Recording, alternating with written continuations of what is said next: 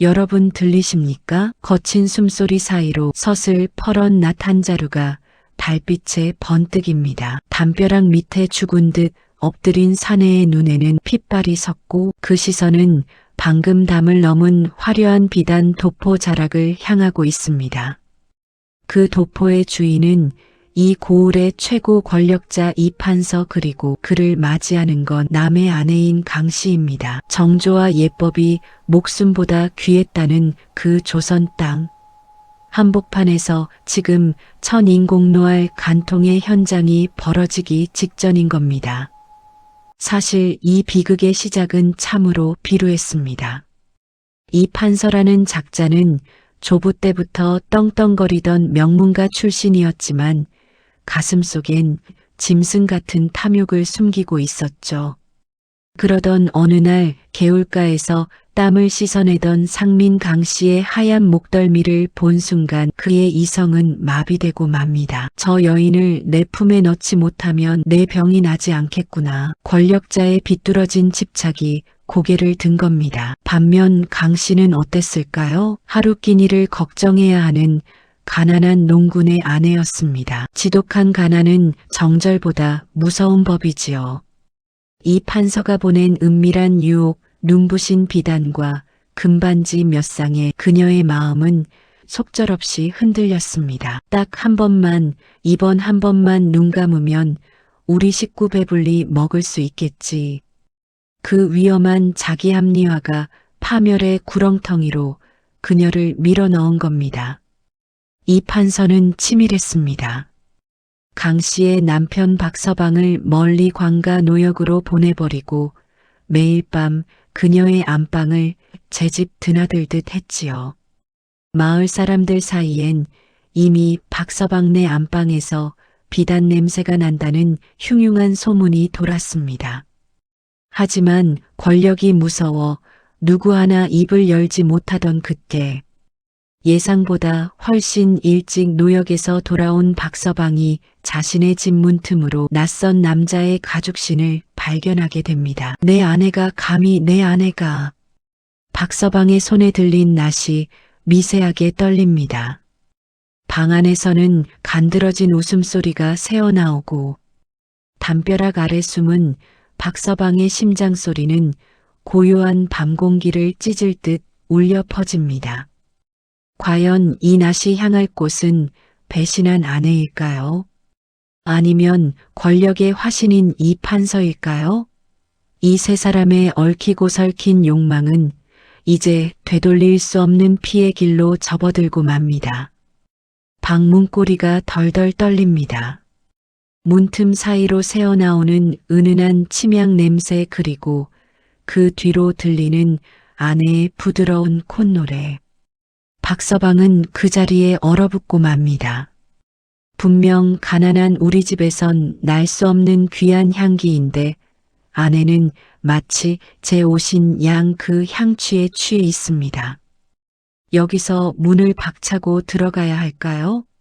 아니면 이 비참한 현실을 부정하며 돌아서야 할까요? 박서방의 손에 쥔 낫끝이 바닥을 긁으며 소름 끼치는 소리를 냅니다. 끼익하지만 방 안의 두 남녀는 그 소리조차 듣지 못할 만큼 서로의 숨결에 미쳐 있습니다. 이 판서는 대담했습니다.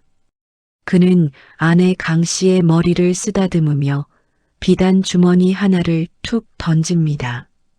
그놈은 언제 온다더냐? 노역터에서 뼈나 사귀고 있을 테니 걱정 말거라. 이 판서에게 박서방은 사람도 아니었습니다. 그저 자신의 욕망을 채우기 위해 잠시 치워버려야 할 거치적거리는 돌멩이일 뿐이었죠. 강 씨는 그 비단 주머니를 품에 꼭 안으며 대답합니다. 날이 그이는 아무것도 모릅니다. 그저 제가 배를 짜서 번 돈인 줄로만 알지요. 이 기만 이 뻔뻔함. 담벼락 뒤에서 이를 듣던 박서방의 눈 뒤집히는 소리가 여기까지 들리는 듯합니다. 박서방은 당장이라도 방문을 부수고 들어가 저들의 목을 치고 싶었지만 문득 방 한구석에 놓인 화려한 가죽신을 보고 멈칫합니다. 저 신발의 주인은 고을 수령도 함부로 못하는 이 판서. 지금 여기서 그를 죽인다면 자신뿐만 아니라 노모와 자식들까지 몰살당할 게 뻔했습니다. 복수는 차가워야 하는 법이지요. 박서방은 낯을 거두고 조용히 어둠 속으로 몸을 숨깁니다. 하지만 그가 남긴 것은 고요함뿐만이 아니었습니다. 그가 서 있던 자리, 이 판서의 가죽신 바로 옆에 그는 자신이 쓰던 날꽃대 묻은 집신 한 짝을 슬그머니 놓아둡니다. 나 여기 왔었노라는 지옥에서 온 초대장이나 다름없었죠. 다음 날 아침 방을 나서려던 이 판서가 그 집신을 발견했을 때의 그 서늘한 표정 상상이 가십니까?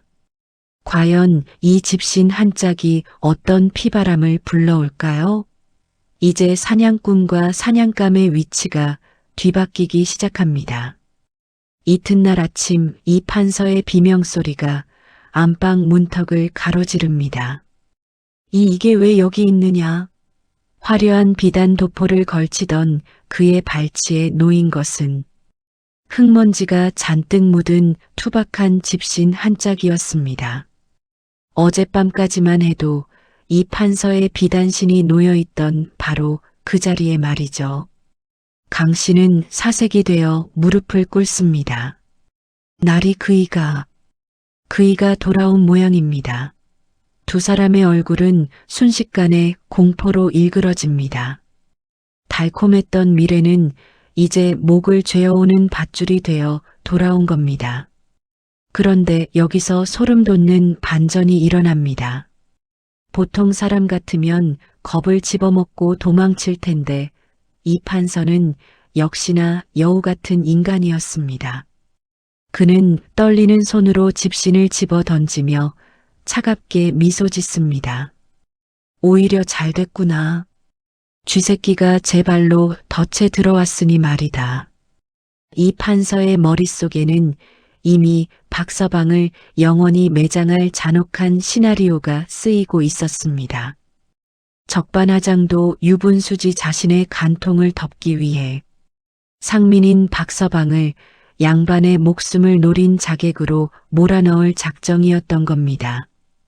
그 시각 박서방은 헛간에 숨어 숨을 죽이고 있었습니다. 그는 이 판서가 겁에 질려 기어 나올 줄 알았지만 웬걸요? 이 판서의 집 하인들이 몽둥이를 들고 박서방의 집을 에워싸기 시작합니다.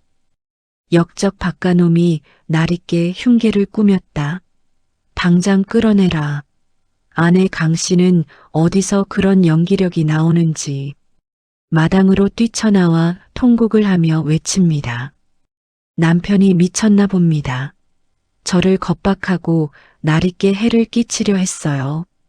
여러분 믿어지십니까? 어제까지 한솥밥을 먹던 아내가 살기 위해 남편의 등에 칼을 꽂은 겁니다. 박서방은 몽둥이 찜질을 당하며 관아로 끌려가면서도 저 멀리 별당 뒤편에서 자신을 차갑게 내려다보는 이 판서와 눈이 마주칩니다. 이 판서의 입가에 걸린 그 비릿한 조소, 박서방은 그제야 깨달았습니다. 자신이 건드린 것은 호랑이가 아니라 법조차 제 마음대로 주무르는 거대한 괴물이었다는 사실을요. 관아의 차가운 바닥에 내동댕이 쳐진 박서방.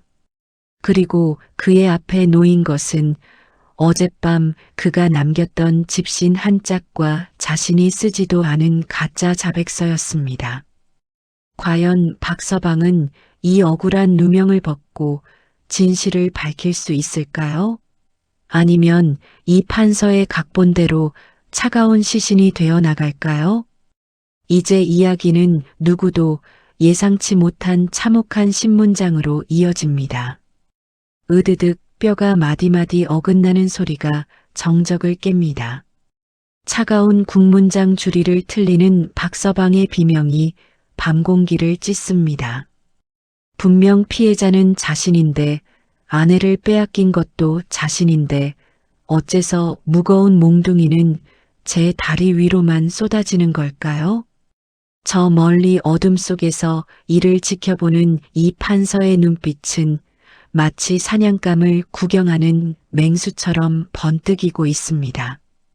신문을 맡은 사또는 이 판서와 이미 한 배를 탄 사이였습니다. 사또가 호통을 칩니다. 이 고약한 놈, 감히 판서 어른의 자비로운 선심을 원수로 갚고 내 처를 겁박해 양반의 가문을 모독하려 했느냐. 어서 대역죄를 자백하지 못할까? 박서방은 피 섞인 침을 뱉으며 울부짖습니다. 사또, 제 발치를 보십시오. 제 집신이 왜 거기 있었겠습니까? 저자가 제 아내를. 하지만 그의 말은 채 끝나기도 전에 다시 시작된 매질에 묻히고 맙니다. 더욱 기가 막힌 건 아내 강 씨의 태도입니다. 그녀는 화려한 비단옷 대신 수수한 소복을 입고 나타나 사또 앞에 엎드려 통곡합니다. 사또 제 남편은 이미 이성이 나갔사옵니다. 평소에도 술에 취해 저를 매질하더니 이제는 제 정조를 팔아 판서 어른께 돈을 뜯어내려 한 것이옵니다. 이 판서가 줬던 그 비단 주머니 기억하시죠? 강 씨는 그걸 박서방이 훔친 작물이라며 증거로 내놓습니다. 아내가 던진 그 레드 헤링 즉 가짜 증거가 박서방의 목을 조르는 완벽한 올가미가 된 겁니다. 박서방의 의식이 가물가물해질 무렵 사또가 종이 한 장을 내밉니다. 미리 적어둔 가짜 자백서입니다. 여기 손가락 피로 인장만 찍어라. 그러면 내 목숨만은 살려주마. 박서방은 떨리는 손을 뻗습니다. 살고 싶어서일까요? 아닙니다. 그는 자백서가 아닌 사또의 관복 자락을 붙잡으며 마지막 힘을 다해 속삭입니다. 내 신발 한 짝은 거기 두었으나 나머지 한 짝은 어디 있는지 아느냐? 그 순간 기세등등하던 이 판서의 얼굴이 순식간에 흑빛으로 변합니다. 박서방이 숨겨둔 체오프의 총 즉 남은 집신 한 짝이 예상치 못한 곳에서 발견될 것임을 암시한 겁니다. 과연 그 집신 한 짝은 어디에 숨겨져 있을까요? 그리고 그것이 이 판서의 숨통을 어떻게 조이게 될까요? 이제 전세는 역전될 준비를 마쳤습니다. 이 판서의 눈동자가 갈피를 못 잡고 흔들립니다. 나머지 한 짝이라니? 그게 대체 무슨 소리냐? 관아의 서늘한 공기 속에서 방금 전까지 기세등등하던 권력자의 목소리가 가늘게 떨려 나옵니다. 박서방은 피범벅이 된 입가에 비릿한 미소를 띠며 대답하지 않습니다. 그저 이 판서의 화려한 관복 너머 그가 결코 들키고 싶지 않았던 어두운 구석을 응시할 뿐이었죠. 이 판서는 직감했습니다. 저 무지몽매한 상민놈이 단순히 질투에 눈이 멀어 나타난 게 아니라는 사실을 말입니다. 그 시각 이 판서의 비밀 별당에서는 난데없는 소동이 벌어집니다.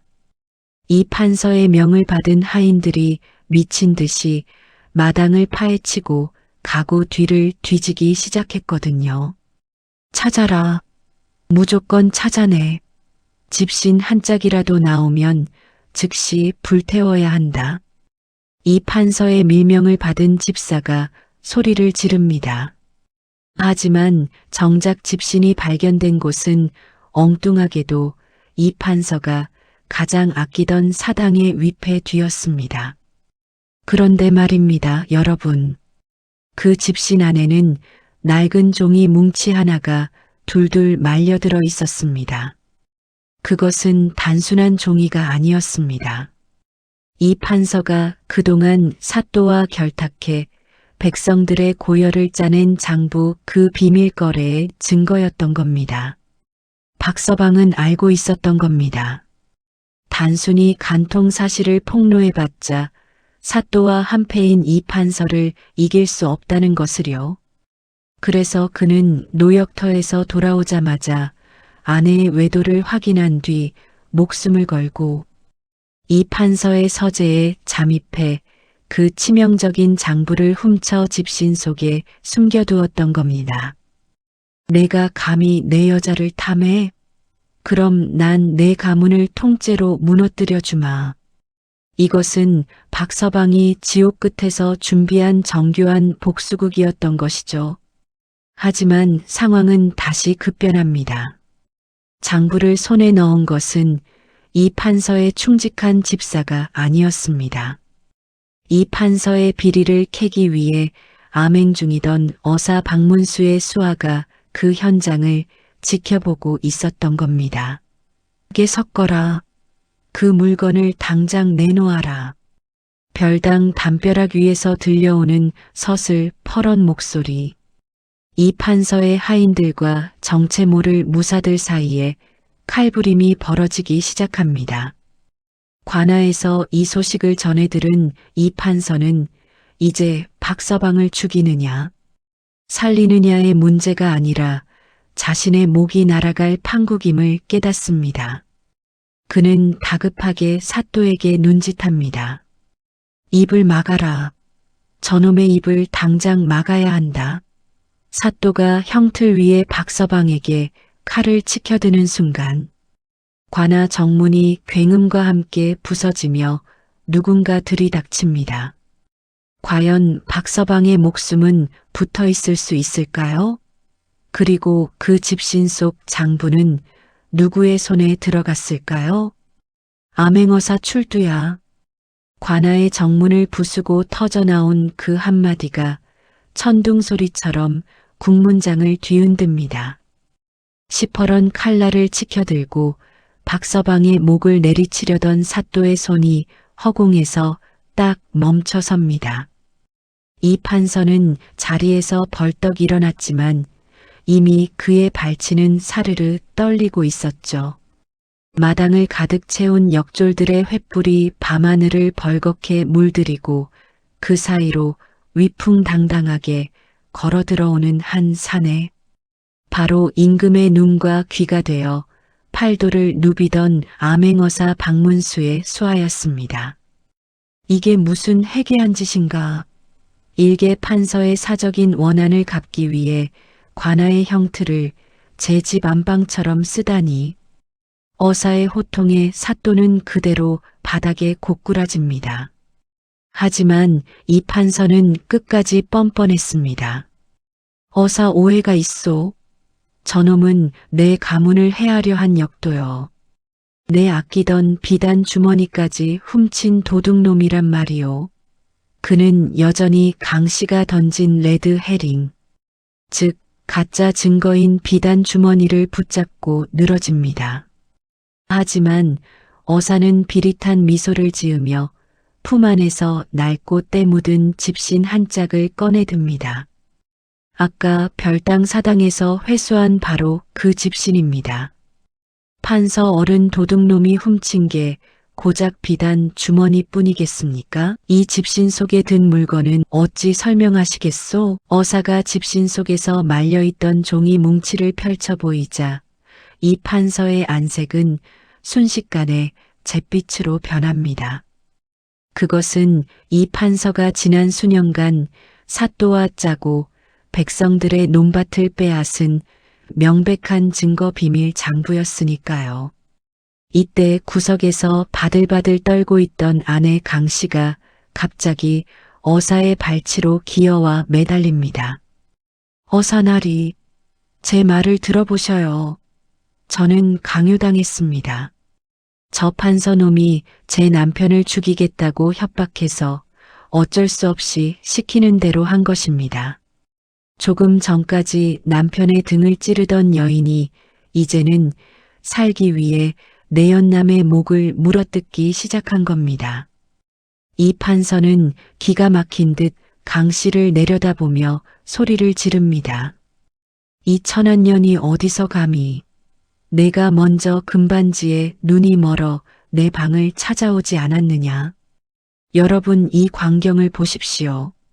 어제까지만 해도 탐욕의 침상에서 서로를 보듬던 두 남녀가 이제는 서로가 먼저 지옥으로 가라며 진흙탕 싸움을 벌이고 있는 겁니다. 인간의 밑바닥 욕망이 신분도 체면도 사랑도 다 집어삼킨 참담한 현장이지요. 하지만 여기서 가장 소름 돋는 건 형틀에 묶인 채 피를 흘리던 박서방의 반응이었습니다. 그는 고통스러운 와중에도 허허거리며 웃기 시작합니다. 보았느냐? 보았느냐 이 판서. 내가 잃은 건 아내 하나지만 내가 잃을 건 내 가문과 내 목숨이다. 박서방의 이 처절한 웃음소리가 관아 마당을 메웁니다. 과연 이들의 추악한 싸움은 어떤 결말을 맞이하게 될까요? 이제 심판의 시간은 단 한 장만을 남겨두고 있습니다. 관아 마당에는 이제 정적만이 감돕니다. 조금 전까지 서로를 물어뜯던 이 판서와 강 씨는 포졸들에게 제압당해 차가운 흙바닥에 처박혔습니다. 어사 박문수는 이 판서의 앞에 서서 그가 그토록 숨기고 싶어 했던 비밀 장부를 한 장 한 장 넘기며 낭독하기 시작합니다. 모월 모일 사또에게 은자 100냥을 주고 누구의 문전옥답을 가로챘다. 판서 어른 공자의 도를 읊조리던 입으로 어찌 이런 구역질 나는 짓을 저지르셨소? 이 판서는 이제 체면이고 뭐고 다 버린 채 바들바들 떨며 머리를 조아립니다. 어사 제발 한 번만 내 가문의 명예를 생각해서라도. 하지만 어사는 냉정하게 그 말을 자릅니다. 가문의 명예? 남의 아내를 탐하고 그 남편을 역도로 몰아죽이려 한 순간 당신의 가문은 이미 멸문지화의 길로 들어선 것이요. 이 판서는 그제야 깨달았습니다. 자신이 건드린 건 일개상민이 아니라 억눌린 민초들의 분노 그 자체였다는 것을요. 그런데 여기서 반전이 일어납니다. 살려달라고 울부짖던 아내 강 씨가 갑자기 실성한 듯 웃으며 소리칩니다. 그래, 내가 죽이려니다. 하지만 판서 나리 당신도 똑똑히 기억해라. 매일 밤 당신이 내게 속삭였던 그 추악한 말들. 내가 다 적어서 저 집신 속에 함께 넣어두었으니까. 그렇습니다. 박서방이 집신을 숨길 때 사실 강 씨도 자신만의 보험을 들어두었던 겁니다. 이 판서가 자신을 버릴 것을 대비해 그의 치부를 기록한 밀지를 남편의 집신 속에 몰래 보탰던 것이죠. 결국 사또와 이 판서는 그 자리에서 관직을 박탈당하고 압송됩니다. 이 판서의 집안은 풍비박산이 났고 그의 자식들 또한 대대손손 벼슬길이 막히는 수치를 당하게 됩니다. 그런데 정작 이 비극의 주인공인 박서방은 어찌 되었을까요? 그는 누명을 벗고 풀려났지만 이미 주리로 뒤틀린 다리와 배신감으로 만신창이가 된 마음은 치유될 길이 없었습니다. 그는 관아 문을 나서며 멀리서 포박된 채 끌려가는 아내 강 씨를 바라봅니다. 강 씨의 눈에는 후회와 공포가 가득했지만 박서방은 아무런 말도 하지 않았습니다.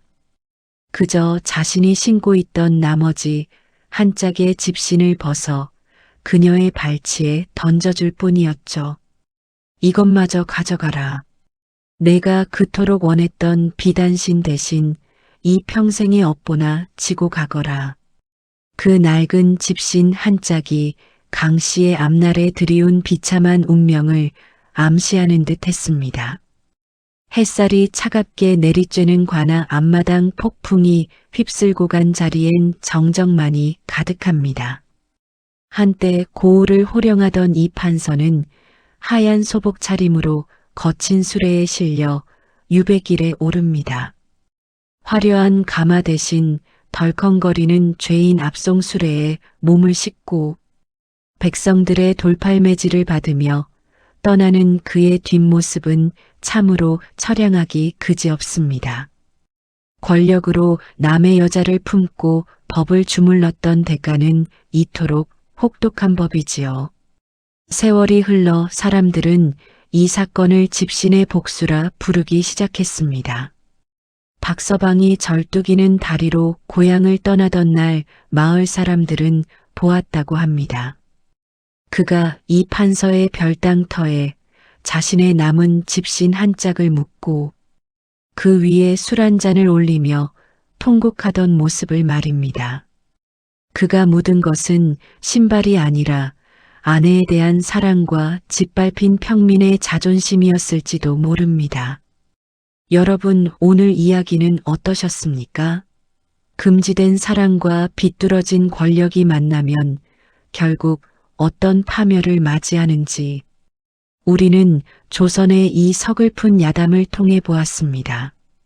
세상에 비밀은 없고 뿌린 대로 거둔다는 그 평범한 진리가 조선시대에도 지금 이 시대에도 여전히 유효하다는 사실이 참으로 소름 돋지 않습니까?